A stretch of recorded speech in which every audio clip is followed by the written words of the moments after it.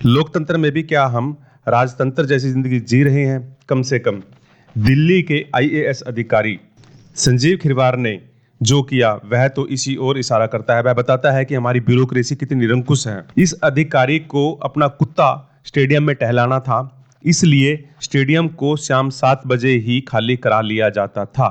मामला दिल्ली का है। हालांकि अब यह मामला उठा और इसके बाद इस निरंकुश आईएएस अधिकारी का तबादला लद्दाख में कर दिया गया है और इसकी पत्नी का ट्रांसफर अरुणाचल प्रदेश में कर दिया है।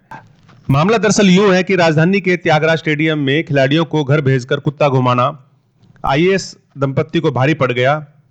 एमएचए ने गुरुवार देर रात आईएएस संजीव खिरवार और उसकी पत्नी रिंकू डुग्गा का एक साथ ट्रांसफर कर दिया। खिरवार को लद्दाख भेजा गया है, जबकि डुग्गा की पोस्टिंग अरुणाचल में की। लद्दाख से अरुणाचल की दूरी करीब 3100 किलोमीटर दूर है। यानी कि इस ट्रांसफर में केंद्र सरकार ने कहीं ना कहीं यह संदेश दिया है कि ब्यूरोक्रेसी की मनमानी को बर्दाश्त नहीं किया जाएगा।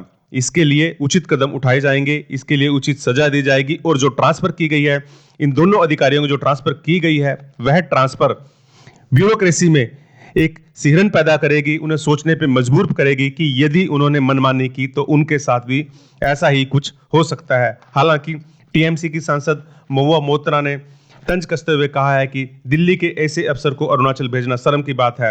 नॉर्थ ईस्ट से दिल्ली का प्रेम केवल दिखावटी है। इसके बाद सरकार इस इलाके का अपना कचरा डंप करने की जगह समझती है। इसका विरोध हो।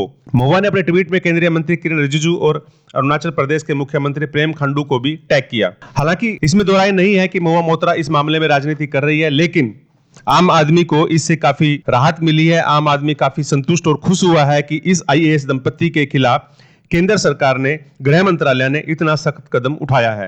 गृह मंत्रालय ने मामले पर संज्ञान लिया और दिल्ली के मुख्य सचिव से मामले की रिपोर्ट मांगी। मुख्य सचिव ने अपनी रिपोर्ट मंत्रालय को सौंप दी। इसके बाद सरकार ने आईएएस दंपत्ति के खिलाफ एक्शन लिया। भारत सरकार के अंडर सेक्रेटरी राकेश कुमार सिंह ने आईएएस दंपत्ति का तत्काल प्रभाव से ट्रांसफर दोनों प्रदेशों में कर दिया है और उन्हें तुरंत ड्यूटी ज्वाइन करने का आदेश भी दिया। हालांकि आईएएस खिरवार ने सफाई दी है कि वह खाली स्टेडियम में कुत्ता ले जाता था। पूरे घटनाक्रम पर उन्होंने कहा कि मेरी वजह से प्रैक्टिस रुकने की बात निराधार है। मैं कभी कभार कुत्ते के साथ ट्रैक पर जाता हूं, जब खिलाड़ी नहीं होते तभी जाता हूं। कभी किसी खिलाड़ी को स्टेडियम से बाहर जाने को नहीं कहा। कुत्ते को तो तभी ट्रैक पर छोड़ता हूं जब वहां कोई नहीं होता। अगर ये आपत्तिजनक है तो इसे बंद कर देता हूं।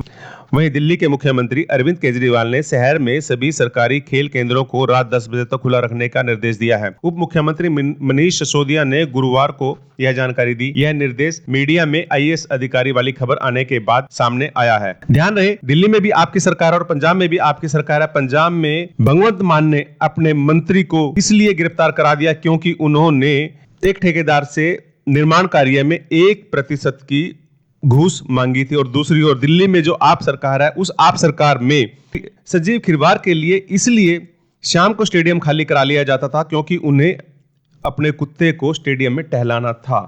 इससे पता चल रहा है कि सिस्टम किस तरह से काम करता है, सरकारें किस तरह से काम करती हैं। और इस आईएएस अधिकारी पर किसी की नजर पड़ती भी नहीं यदि इसका मामला मीडिया में ना उठता। मीडिया में यह मामला उठा और मीडिया में मामला उठने के बाद इस पर गृह मंत्रालय ने संज्ञान लिया और इसके बाद दोनों आईएएस दंपत्ति को अलग अलग पोस्टिंग पर भेज दिया गया है। उन्हें एक तरह से सजा दी गई है।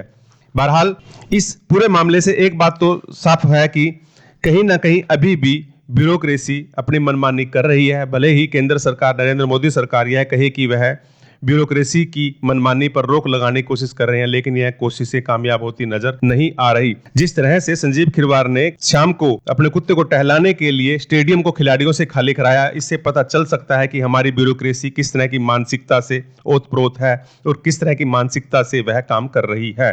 धन्यवाद। जय हिंद।